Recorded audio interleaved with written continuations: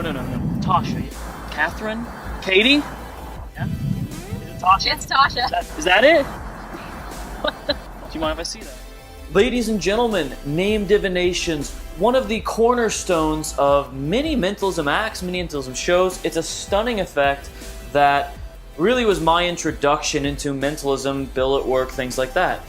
My favorite effect to perform when I was back in school, in high school, earlier on through the grades before that, was doing stigmata.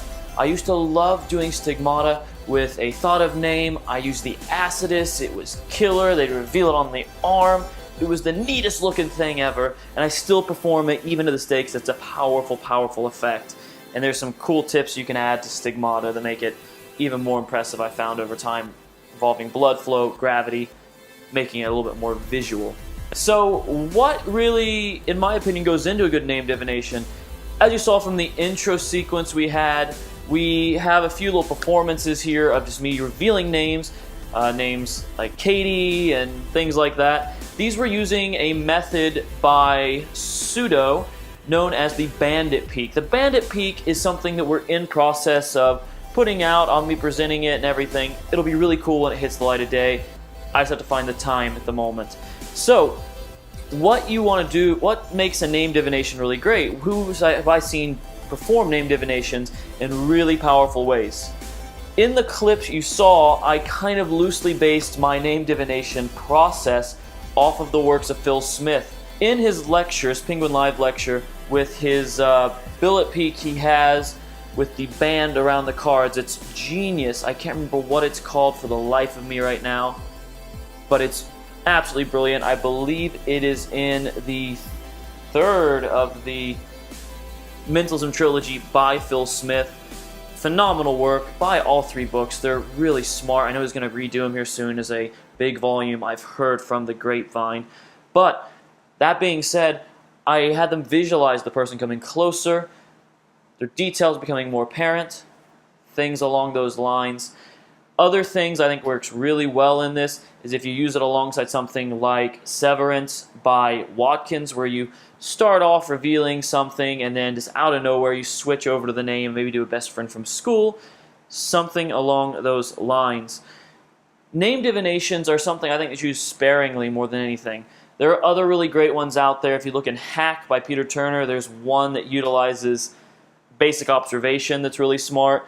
You'd be surprised how many great name divinations you can get just off of observation and understanding and listening to people and giving them time to forget. The Pressure Peak as well by Ross Taylor is a really great utilization of that said technique as well. That can be found in Rapture. I'm sorry I'm just throwing all these products out, but the thing is, you have to understand that name divinations are not always just billetless, billeted, whatever. Sometimes there's even more ethereal ways to do so, and it's about the presentation. Really, end of the day, if you're on stage or even if you're close up, it really is all about the revelation. So that being said, it involves how you turn around a pad of paper at the end of the day.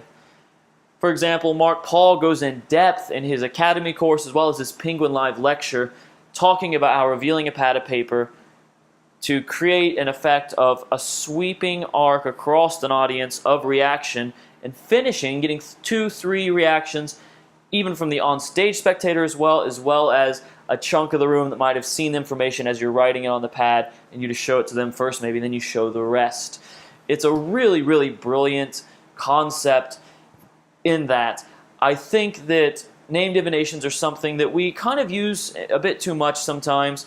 The brain games kind of thing, I really like those techniques. At the same time, I think they work best as this, and you're going to love this, I think, if you're already someone who uses the brain games and looks for a nice justification of why you do them. This is how I do it. I say, let me get a read on how you work, how you think. What I'd like you to do is visualize the name out in front of you and focus on a letter out of the middle for me there. Okay? You go through your normal spiel. I frame it up as this is the test that's going to decide whether or not I might be able to do this. If it hits, awesome. If it doesn't, oh well. You say, you know what? I think I have an idea how you think now. Let's get into this. And you get into your effect. So the name divinations, there's so many methods out there. For billetless name divinations, I think Rose is a really effective method, as is Siware by Matt Mello. Very clever ideas in there. One of the best ones, though, that I think nobody really knows about, once again, the pressure peak is amazing, but by Ross Taylor is out of Karuna. It's essentially taking advantage of these perceptual shifts to almost a methodless name divination. You might have noticed in my video for the reading, I just threw out a name George on my spectator, my person I was reading, Julie. It didn't hit, but it wasn't a big deal. Nobody noticed, nobody knows how it's going to go anyway, so it worked out really, regardless, it worked out great. And the cool thing is, you then can throw that extra thing on there. Well, if this happens to come to you or someone named George introduce themselves to you, please let me know. And then you have a reason for them to call you back and get to know you better later. Thank you again for watching, folks. I know this was a short video. Hopefully I made it information-packed. In the performance clips before this video, you can see kind of how I stylize name divinations, play them out, reveal them verbally. That's a lot different what you do on stage, but it's still in the same ballpark, essentially. Thank you again for watching. Please subscribe down below if you haven't already. Looking at my interface, I know 66% of people that watch my videos have not subscribed to this channel. Please go down below and do subscribe. I would love to be in touch with you. I'd love to be able to update you these videos. Hit that bell. That's the thing that's going to notify you when these new videos are published. And keep tuning in. We've got a lot more to go.